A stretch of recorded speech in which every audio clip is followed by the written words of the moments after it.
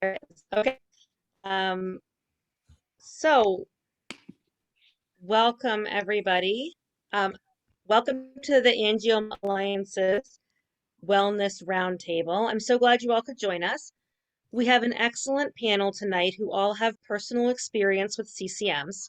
I'll be the host of the discussion. My name is Darla Clayton. I'm the East Coast Community Engagement and Fundraising Specialist for Angioma Alliance. I'm also a clinical psychologist. Most of my background is in the area of neurodiversity, and I currently work with a geriatric population. I'm also personally affected with CCM. I have the CCM2 gene, and so do both of my kids. Before I introduce our panel, I'd like to go over the plans for the event. We are recording the meeting, and I hope to share it on our YouTube channel. It's really important to us to respect everyone's privacy, and to that end, we're asking that all questions be entered in the chat feature. Please remain on mute during the panel discussion, but feel free to add questions in the chat. We do have some questions we've received in advance, and we're going to start with those.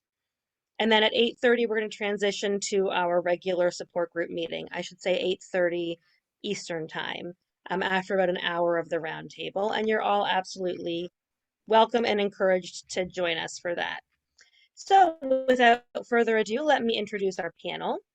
We have Robyn Brickel. She is a licensed marriage and family therapist and the founder and clinical director of Brickel and Associates, LLC, in Old Town, Alexandria, Virginia. She and her team bring a strengths-based, trauma-informed systems approach to the treatment of mood disorders, addiction, trauma, self-harm, eating disorders, perinatal mood and anxiety disorders, and other mental health conditions. She is deeply committed to clinical practice, professional education, and better public awareness of mental health issues. Robyn is a writer who regularly blogs about trauma and trauma-informed care. Robyn's husband is affected with CCMs, so she is very familiar with the struggles people dealing with this illness face. Robyn, do you want to say hi so you pop up? Sure. So I will just say it's Robyn Brickel, but that's okay. Thank you. Thank you. And I'm happy to be here and help in any way I can. Thank you, Robyn. We really appreciate you being here. Judy Ordogne maintains current licenses to practice in the states of Texas and North Carolina, though she recently retired with her husband to the Charlotte area to be closer to family. Over the course of her career, Judy has worked with survivors of domestic violence and sexual assault, both in the nonprofit sector and in private practice. She had a private practice in the Woodlands, Texas, devoted to eating disorder recovery. She has worked as a government contractor in support of service members and their families during the Iraq and Afghan wars. Anxiety is a common thread among these populations.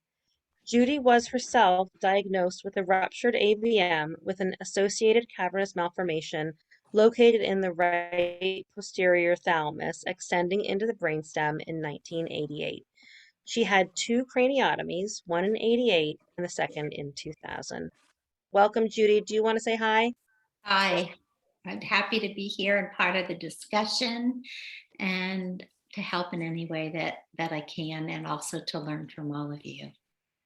Thank you, Judy. We're so glad to have you. All right, our next panelist is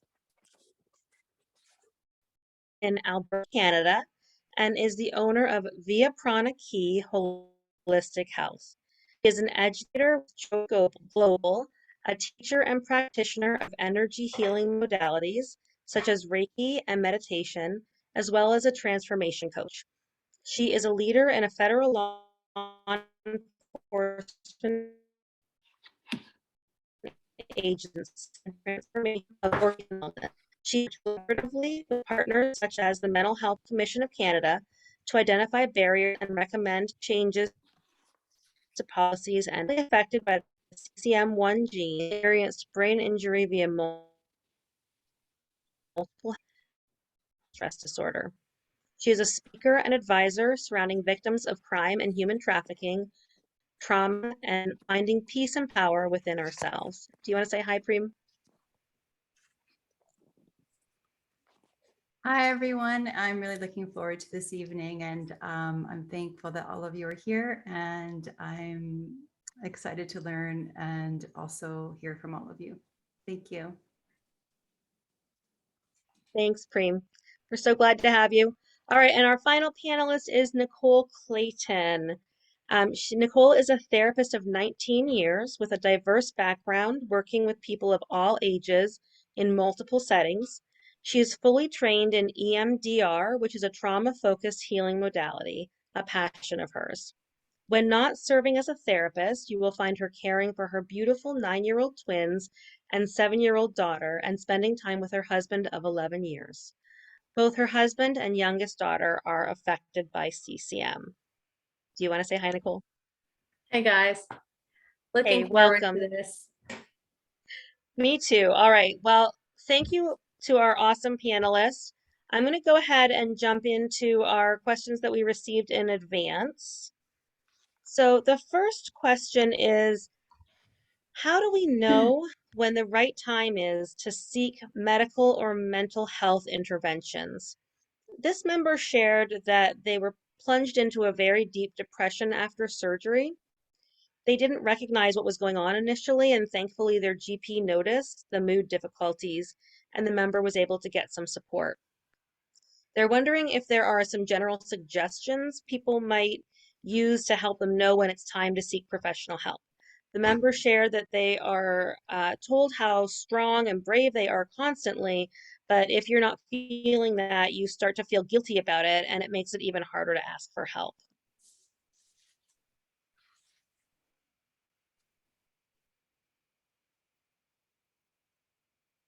I'll jump in. Thanks, Nicole. Sure.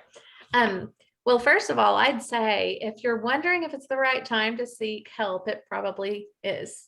One of the things that I talk with patients about often is, when you start to see drops in your ability to function well in your daily habits at home and your relationships, in your work life and your school performance, you know that you've probably already reached the point of needing therapy or support in some form, whether that's body work or, whatever it is that you're looking to do. But also one of the topics that stood out to me when reading this question in advance was the piece about being referred to as brave and strong. And when I read it, I thought about how invalidating that can feel to so many of us in this community, because it sort of skips over into the world of platitudes, like you can do this and there's a reason for everything. And something that I've been contemplating actually for the last month on my own and journaling about and thinking about is this concept of bypassing, or some people, the Buddhists say spiritual bypassing. And so, it's like you're on this path and you see a scary, dark place coming with lots of bumps in the road, right? And then off to the side, you see this beautiful, clear, shiny road that you could go down. And so you go down that road, but then once you get down that road, you find that you're lost and you have to come back to the path anyway and trudge through the difficult, dark, bumpy road. And so sometimes for me, when people say things like, golly, you have so much on your plate, Nicole, you've got your husband's disabled and your daughter's ill and you work, and, I appreciate their vote of confidence for sure, but there's a little piece of me that feels they've missed the pain and are maybe even not giving me permission to feel the pain that's necessary for healing, if that makes any sense. So that part of the question really stood out to me. I think acknowledging and giving a space to one another in this community is really important for expressing how difficult this is.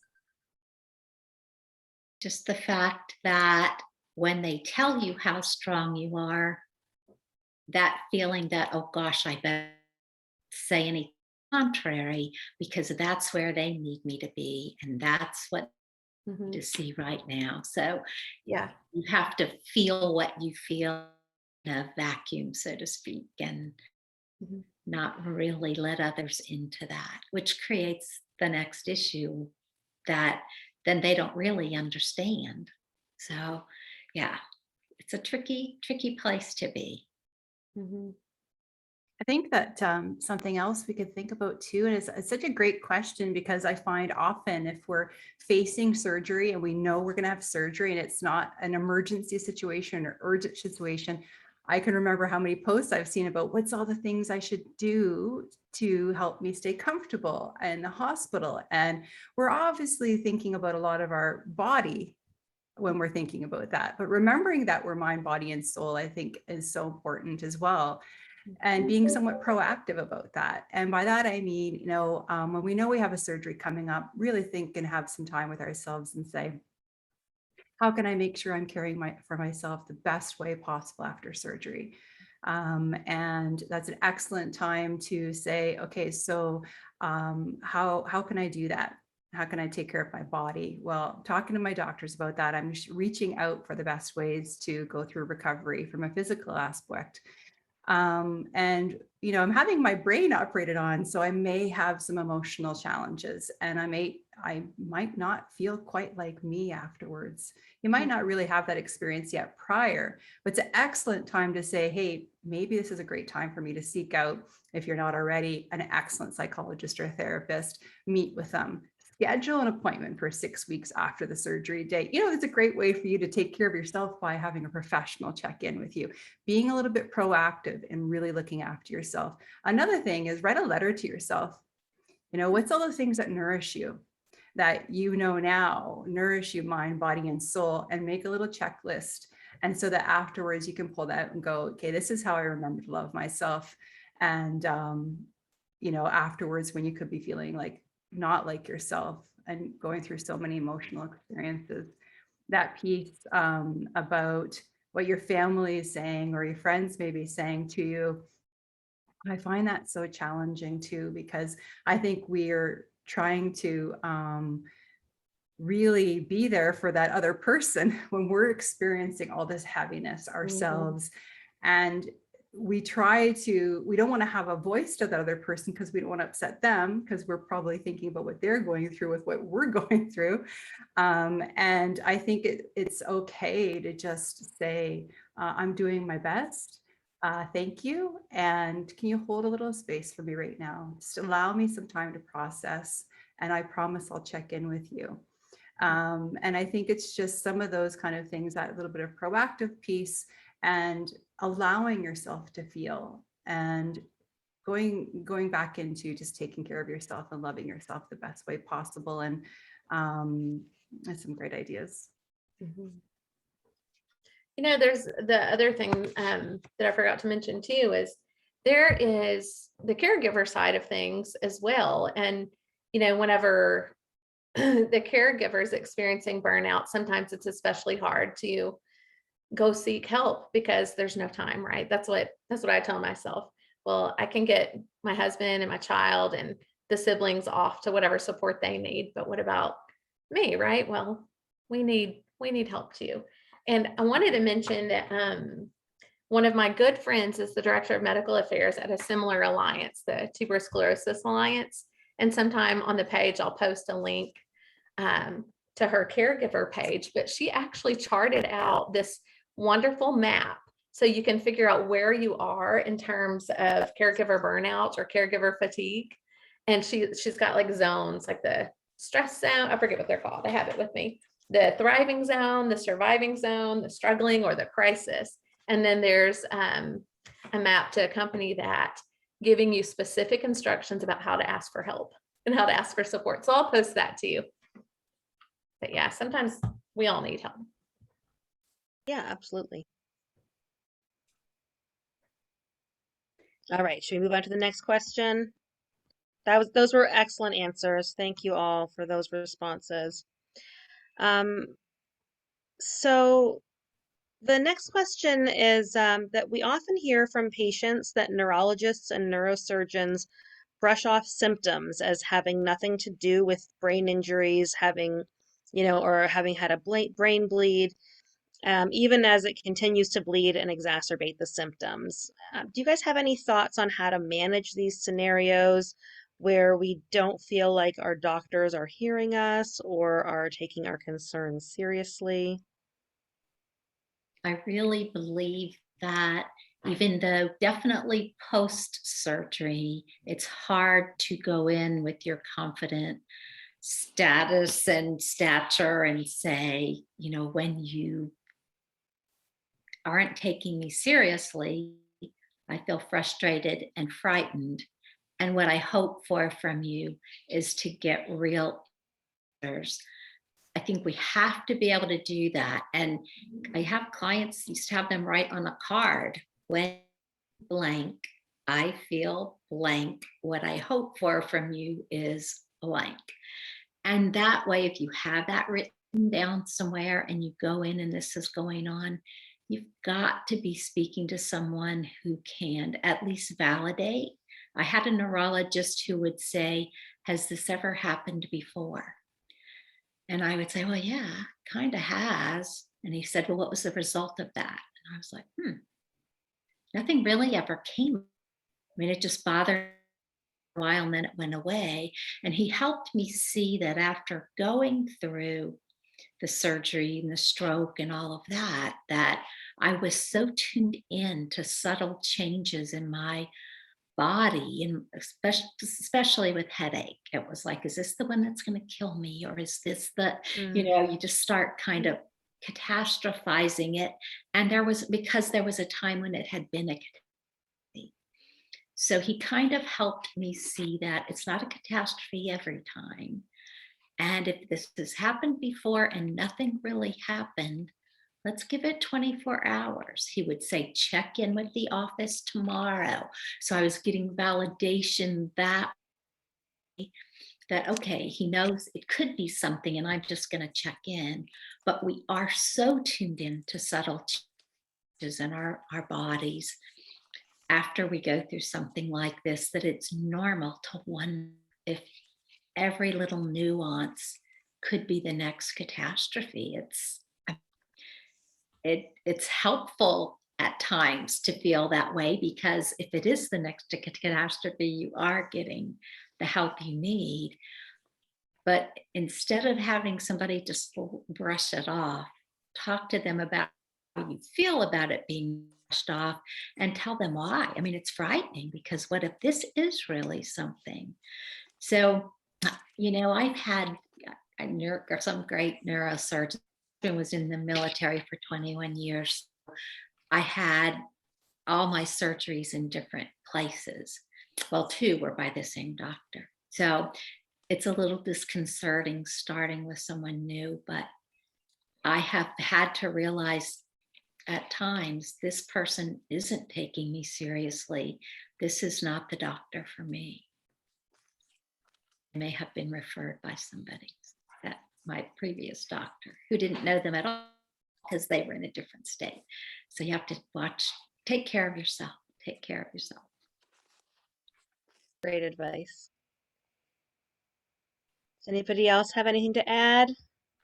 I'll just add that I work with trauma survivors all day. They're the most amazing people on the face of the planet. And in my experience and in my view, trauma survivors in general have trouble speaking what they need, right? Having a voice, being able to say that they deserve to be heard. And so really working on the piece of, I deserve to be heard, I really need to hear this, I need you to listen to me, right, is so important to feel validated, because, having CCM is a trauma. The definition of trauma is perceived, right, threat to safety, to stability. And anytime you're worried that something is going to happen to your physical health, that for sure is traumatic. And so making sure that you can understand that that's something that maybe you carry with you and work on, right? I want to be heard, right? I deserve to be heard, I think is so important. And what one of my other panelists said earlier with regard to just asking people to hold space for you, we're sort of asking physicians to hold space for you also, right? To be able to not just focus in on the cavernoma you have, but you as an entire person. Who are you and what do you need from them? And so I think that that's just so important. And I would hope that all physicians would want to see and hear you. I love how you put that. You guys are just awesome, all of you. I guess the only thing I would add to that is just believe in yourself too. And it's okay to say to a physician, You know, sometimes when we're healing and recovering, we don't feel so confident as my co-panelist just mentioned as well. These are human beings too, even though they're physicians. It's okay to say, I need this from you right now. Mhm. And I'm not going to leave until you provide that information. If you don't feel super confident or ready for that, bring somebody close to you with you who can also advocate for you until you are feeling a little bit better about advocating for yourself. And if they can't respond to you, ask them, is there someone else who can? Give me what I need to know right now, because I'm fearful, or I'm having these symptoms and I don't know what to do about them, or whatever it is that you're talking to them about. Just remember that you are very important. There is this fantastic book. I actually sent Darla a copy of it. I don't know if you've had a chance to see it, but Ellen Wolfelt and Jamie Wolfelt write these fantastic books that are grief oriented. But there's one in particular that fits our community so well, and it's called Healing. I'll post this later too, but it's called Healing Your Chronic Illness Grief: 100 Practical Ideas for Living Your Best Life. And it's a great, easy read, one pagers. You can read it all out of order if you want to. But one of the entries in their book is called something like Claiming Your Role as the Expert of Yourself, something like that. And even there's like a little mantra at the bottom to contemplate. And I think it says, remember that you're the queen or the king of your own experience. And we really do have to remember that. Robyn, you said it so well, you know. But going in and owning, like, this is my body and I know what's happening in my body is important. And I think, you know, it's also important to understand what the accurate information is from the doctor's perspective. They are looking at our loved ones or, you know, the people affected with CCM based on their knowledge of hard science at the time and making empirically based recommendations. And then we're speaking about things that are yet to be discovered or understood, right? And so that's part of the rub, I think. You know, it's just not as well understood as it could be. But I would say too, this is a rare circumstance, something that just occurred to me.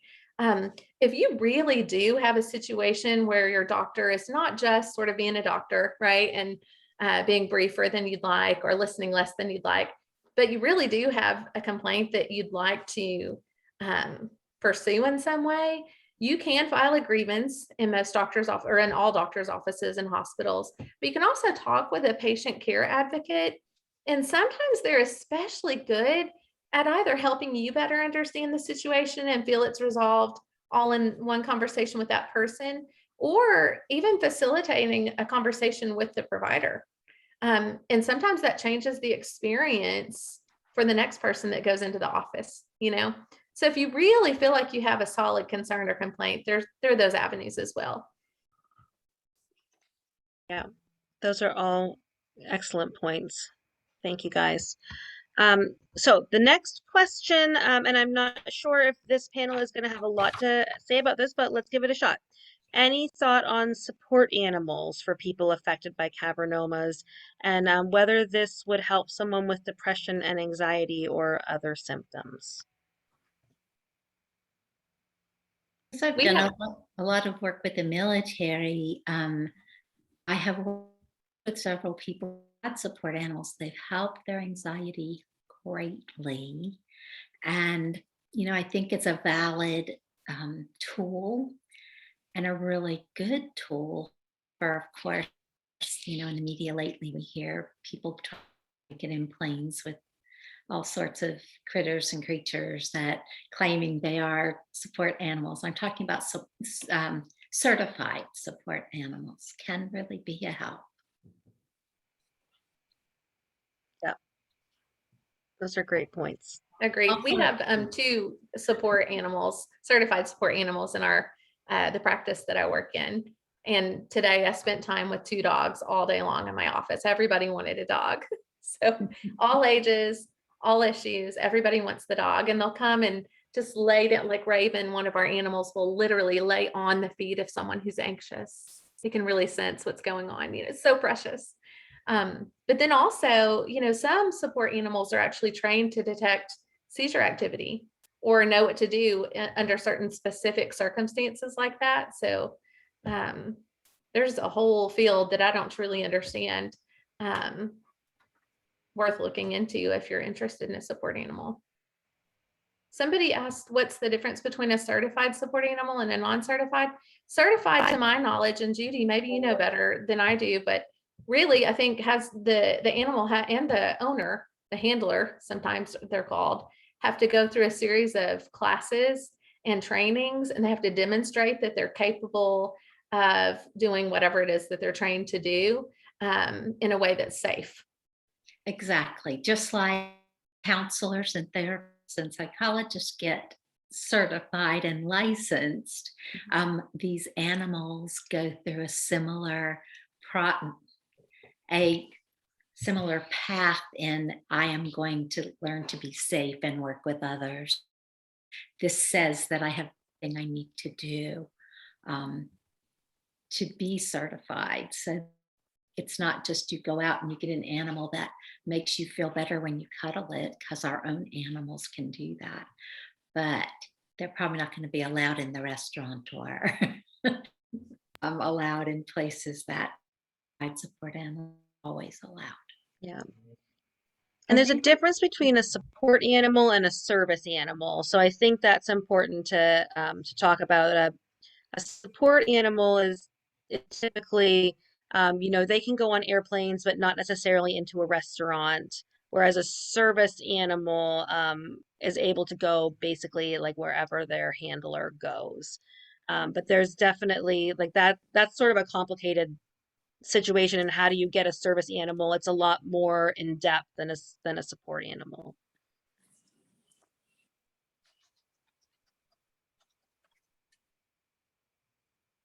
All right. Do we have anything else to add about support animals? I think we all agree that animals are awesome, and whether or not they're official support animals, they can definitely be a support to folks. So let's move on. So this question is about when CCMs are removed, how does that affect the brain and mental health, and does it depend on location? It's all about location. It really is. I had the first time in 1988 when this first happened, they said they wouldn't operate in the brain sim. They called it expensive real estate. And It is. that it was all about location. Location. So, I don't know if y'all have seen this Dr. Karen Sullivan. She's a neuropsychologist. I'm going to brain school right now. She's doing a brain school every month, and unfortunately the one on sleep that I really need is happening at week, but I can see the recording tomorrow. But it's a nice program. She talks about stroke. She talks about different, all sorts of brain health challenges. And she is an amazing woman who, if you just want to try it out and see who she is and how she communicates her information, every Wednesday on Facebook at I Care for Your Brain, ICFIB.com. You can find out everything about her, but she's amazing. And she does these 20 to 30-minute lectures every Wednesday on Facebook Live. And she's so validating. So validating. Oh my gosh, Yeah. She needs to be talking to these doctors.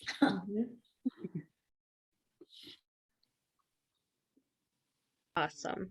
All right, any other thoughts? So yeah, location definitely matters. That is very true.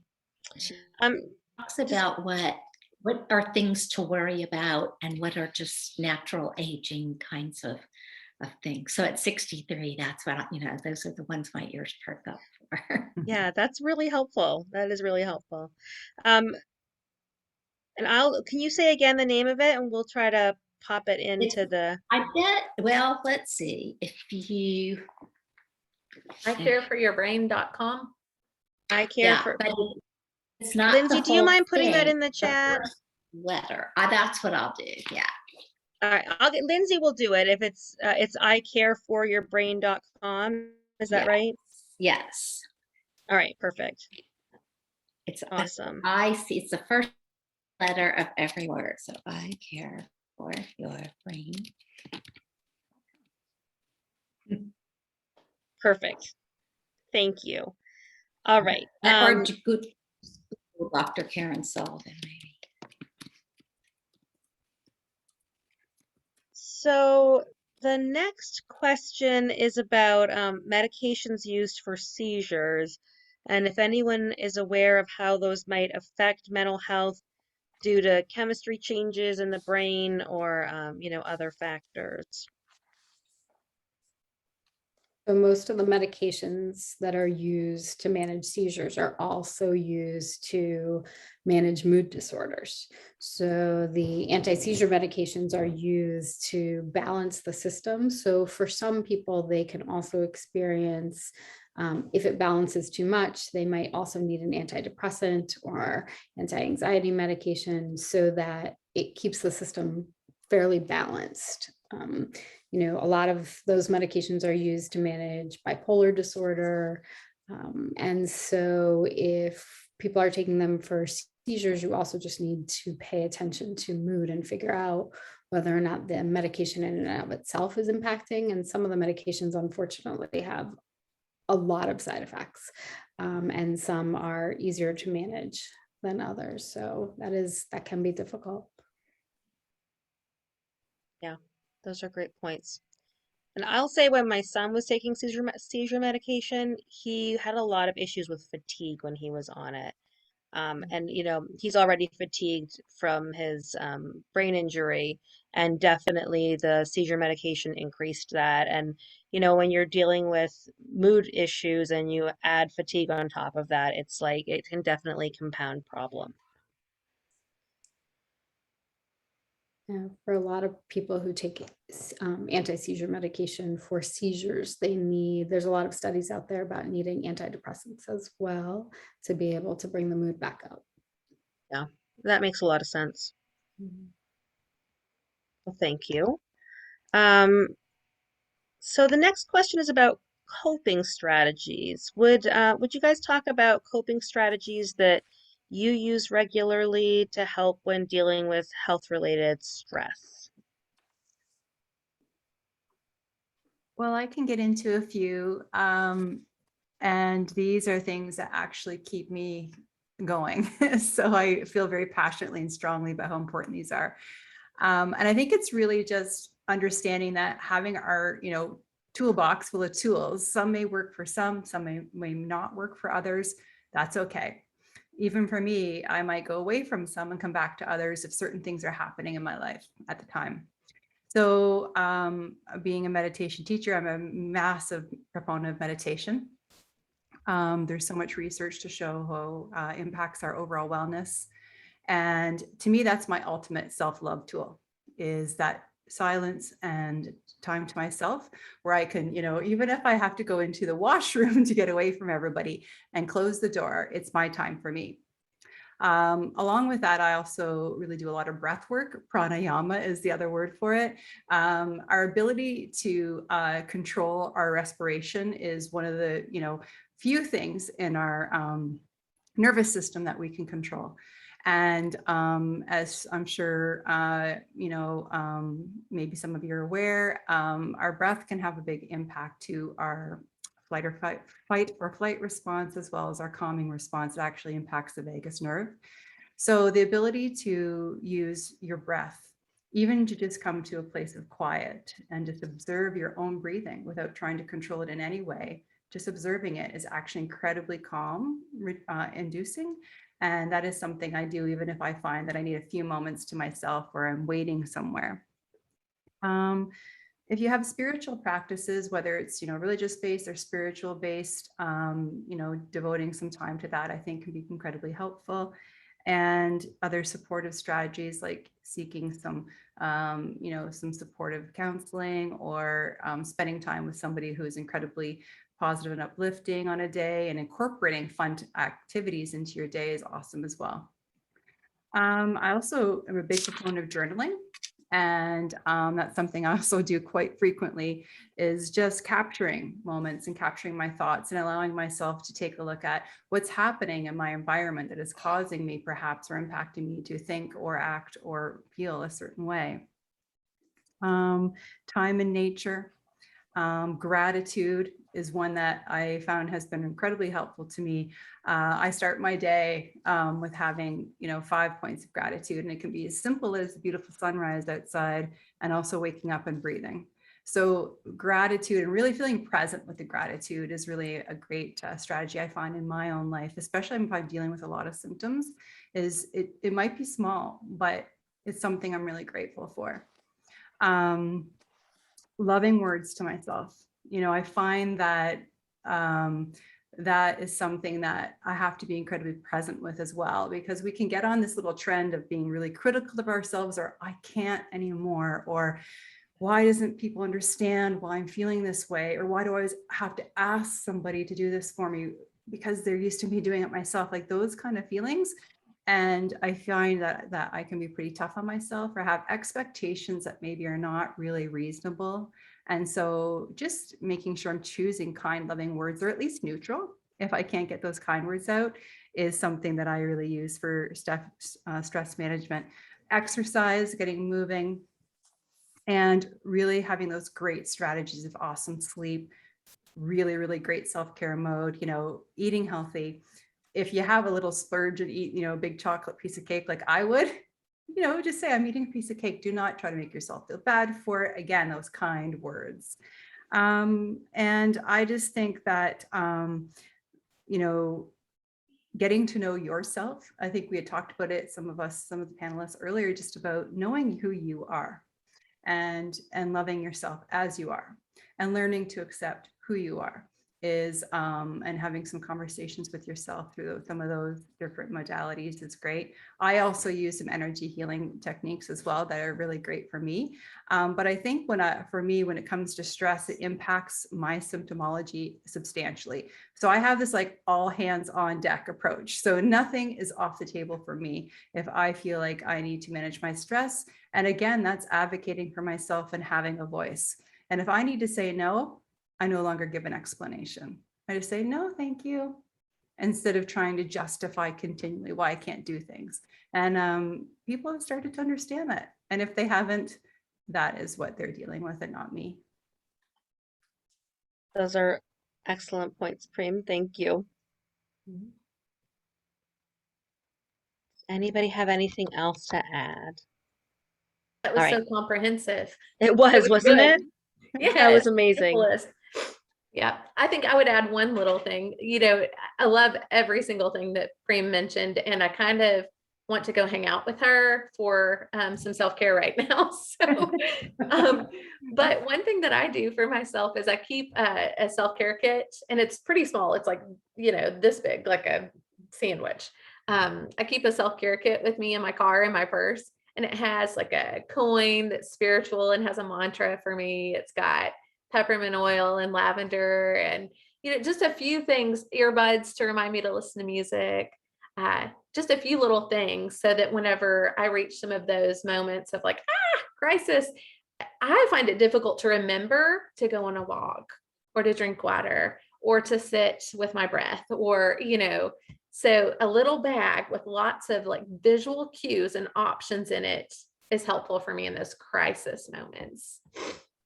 That's a great idea. And I also find if you're a person who loves schedules, I mean, when I went off from my medical situation, I was a person who had jam-packed schedules in my life.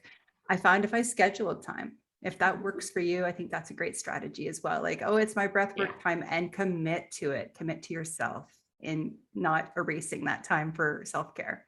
Yeah. Somebody just added to the chat, part of the challenge is not only learning to accept your changing health condition, but still feeling like a whole person. I often find myself mourning my gradually reduced health and angry at my body for what it's doing. Any thoughts about how to maintain a feeling of being a whole person? And I have I posted a book right above that comment Full Catastrophe Living. If you haven't read it and you're a reader, it's so stinking good. I bet others here may have read it. It's John Kabat-Zinn, and it's his summary of his mindfulness-based stress reduction program, which is an approach to learning to live with chronic pain or illness. It's great.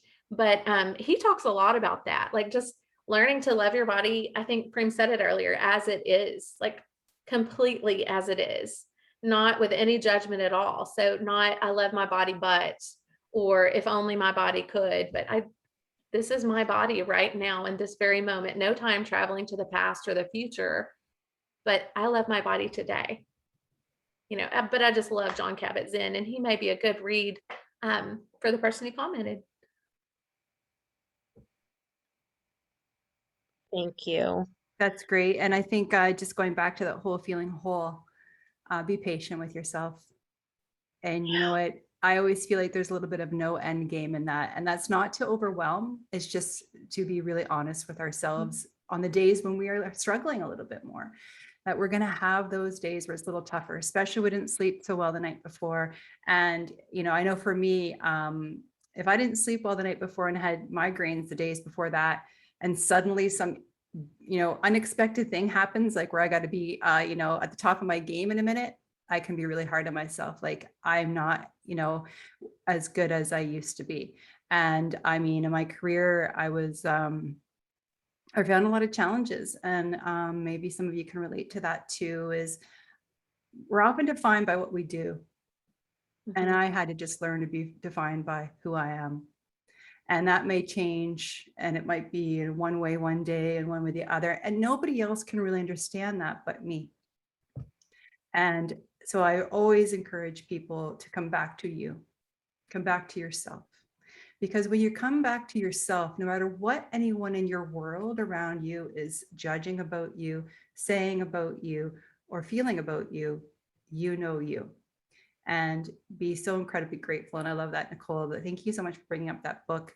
Wow, I'm ever thankful for this body and this brain for keeping me alive, and the capabilities that I do have. And you know, and it may be different tomorrow, but today I got today, and I got this moment, and nobody else decides how whole I am except for me. That Yeah. compassion for yourself is so huge, right? To be able to nurture that space inside yourself, right? I'm doing the best I can. It makes sense why I'm struggling, right? Just to really be nurturing and remember that things have happened to you, and that's what makes you who you are. Has anyone seen the oh, sorry for my departure, there was an internet issue, but the letter from my wounded brain, are you familiar with that? Minnesota, let's see, because it's wonderful. The Minnesota Brain Injury Alliance. Actually, if you just Google letter from my wounded brain, the Minnesota Brain Injury Alliance will come up. And it's a letter from a brain talking to the person saying, don't be embarrassed by what we can't do. And I'm tired now. You just need to, you know, I can't do anything without your determination. And we need each other right now. And it's just it was a very powerful thing to me during recovery. I think it also helps families maybe understand a little bit, to the degree that they can, what that is feeling inside. I think we have to just also be aware of our own judgment of ourselves, because what I have found is oftentimes I feel like I'm not being as articulate as I used to be, and everyone around me is like, what are you talking about? And I felt like you know, there's been times where I put so much on myself of how I should perform like I did before, and I need to release my own, you know, focus on that, you know, and stuff. So Those are great points. I was able to find the link to that letter, and I put it in the chat. awesome. Thank you. We're rapidly running out of time. You guys have had so many wonderful things to say. I think we might have time for one, maybe two more questions. So I'm just trying to pick the ones I think will be the most helpful. So I think this is a good one. Any suggestions for strategies for finding and maintaining the mental toughness that it takes to deal with the fallout from bleeds and less than ideal surgical outcomes? I've not ever had surgery because I'm not affected. So I may not be the best person to speak on this, nor is my husband or daughter at this point. But one of the things that I know is resilience probably matters to each of us panelists in big ways as professionals, but also as people in this community, you know. And I've wondered so much over the years, what is resilience? What creates resilience?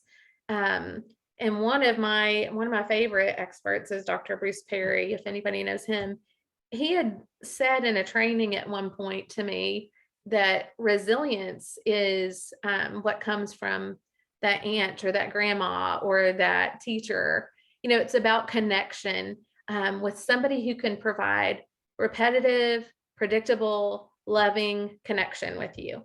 And so for me, that's what I think of. Like, I can't speak to the physical aspect. Somebody else on the panel probably can. But I definitely think we think of resilience as like bouncing right back to how we were sometimes. And that's a totally false definition of resilience. It's more like, I think the example that Dr. Perry gives is, you know, bending a hanger to go like get something unlocked and then trying to put it back into shape. You're going to get it pretty much back in shape, but you'll see that there are weak spots or bends and crooks and what you've kind of reconfigured. Resilience looks more like that. Like we can tell that we've been affected by an experience. But I think what gives us that thriving capability is connection. So one part of the answer for me is this community, your friends and family, your spiritual beliefs, like, you know, true, repetitive, nurturing, loving connection. Yeah. Secure attachment, that's what you're talking about, really, that Yeah. foundation of Mhm. right, knowing that someone will be there for you, you're not alone, that you have that support, right? That's you know, the new sort of famous book that Bruce Perry and Oprah Winfrey did recently, right? Yeah. What happened to you? That's the common theme of trauma-informed care is, right, there's not something wrong with you, it's what happened to you. Mhm. And so just remembering that from this compassionate place that you're doing what you need to survive, and this is what happened to you. So I think it just comes on the heels of what Nicole's saying, that right, that secure attachment with whether it be a caregiver or a spouse or a friend, right, or a community, to be able to know that you're not alone. Those are such great points. And I think, you know, we've all had adversity in our life of one type or another. Remembering how you moved through that adversity in the past and you made it. You know, how did you grow? How did you later on reflect back and go, what did I learn? You know, and how I triumphed. Probably about 15 years before my first or second CCM hemorrhage was a massive emergency stroke. 15 years prior, I was a victim of a crime, very traumatic experience. And that actually later, I had a lot of moments where I thought that got me ready for this. I mean, as unusual as that may sound, I think I had really learned this is just something that happens to me and I'll find my way back to me. And it was similar in that type of toughness and understanding our ability to find ourselves again, and our ability to understand that we didn't do something to be in this position. Trauma can have a lot of shame associated with it, even if it has nothing to do with this subject matter that was occurring that may be perceived as shameful. We still feel like having to ask for help often makes us kind of weak, you know, but it doesn't, because all of us need help. So in being tough and being prepared for those moments, we're going to be fearful because it's a serious situation. and to be connected with others, remind ourselves we did nothing to be in the situation, and live moment to moment, and give yourself as much patience and loving kindness that you can. I think it's helpful as well. Those were all really beautiful answers. So we have a ton, I don't want to say a ton, we have a few more questions that I think we've sort of like kind of danced around and maybe answered in one way or another. So I'm going to just, this one I don't think we've really touched on. So um, one of our members shared that they have a hard time around extended family who don't take their illness seriously. They find it difficult to attend family events because of this. And they're wondering if you have any suggestions on how they might manage that situation. Hard because so often the things we deal with are hearing, double vision, things other people can't see. And so there are some family members over the years I have just had to say they aren't going to get it. And I have to accept the fact that they aren't going to get it and not let that impact my recovery and my ability to be well. But I also tend to not want to look like a whiner or a complainer. And so maybe I make it look too easy sometimes. And I think people begin to expect that from you.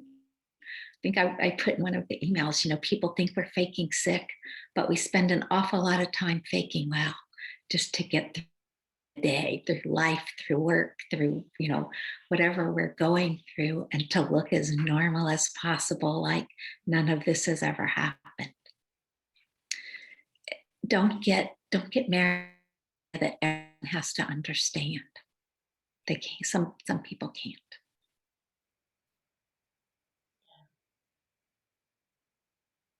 I think Absolutely. it can be very painful when our family members maybe, and upsetting when our family members or friends maybe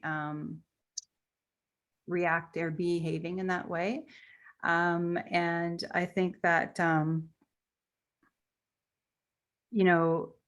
again, knowing yourself, loving yourself, and also I have found for me, I had to come to a place where I realized that some of those behaviors were very triggering for me. And I, at one point, needed to keep myself safe emotionally and in a recovery standpoint. And I really had to understand that the opinions of other people, and even those close to me, I couldn't own those opinions. I had to leave that to them. And I really had to release my own angst and torment over them and focus on me and understand and really truly believe that I was doing my best that I could do. And it's unfortunate that they didn't feel that I was dealing with something, but that was theirs to deal with. And when the time was right, when I wasn't reacting, but responding instead, that I actually was able to have a voice with them in a very calm manner and be very clear that, I thank you for your judgment, but here's how this is going to go. What I need from you is this. And if you're not able to provide that, I wish you the best, but I may not be around you for a while. And those are things that I find are more honoring to me than allowing my moment to moment, which I consider to be incredibly precious in dealing with this disease, to be stolen away by another person's judgment or inability to be kind. And perhaps it might be something they're dealing with themselves, but that's not mine to deal with at the time. I'm me to deal with. And I do think it's something else they're dealing with. My mother's famous phrase is, thank goodness you don't look like anything's wrong. Oh, wow. That is that, as long as she can't tell, it makes her feel better. And so then she can pretend, okay, because in the beginning, it's obvious there was something wrong. And so she's just got to the place where she doesn't have to be faced with the child in a wheelchair, or not being able to use half her body. Or I think it is totally their stuff, and as hard and hurtful as it is to us and triggering, we just have to know that they're doing the best they can with what they have, and everybody is not going to be accepting because they can't. I also think there's a very strong potential that it brings up many things from your relationships, interpersonal relationships with your family, long-standing. And I think it's incredibly important in loving yourself that you reach out to a professional to help you navigate those and do some healing. Beautifully put. You know what else I thought of? You guys are giving all these beautiful, deep thoughts. Another thought that came to mind for me was make sure you park in the back so you can leave. Yeah, You know? absolutely. Let's be Absolutely. real And here. Sometimes you just need to get Yeah. out of there. It's got to be that practical, Right. too. That's part of it. yeah, And give totally. yourself And permission. When it's Yeah. all that's a great too point. much, get away. I always say to clients too, you know, how guilty do we feel when we have a reaction to our family members Mhm. judging us that way or not being understanding? And I never like to sit with my feelings about that. That's something I've learned about myself, because then I'm double processing, have your strategies and know what you're facing when you're going into like a family dinner or things like that. Did you sleep well the night before? How many spoons have you used that day? If you're using the spoon theory, are you hydrated? Have you eaten? Who's your support person? Who's your connection that you have? Your team with you. So a conversation starts. There's nothing stopping you from turning and walking away.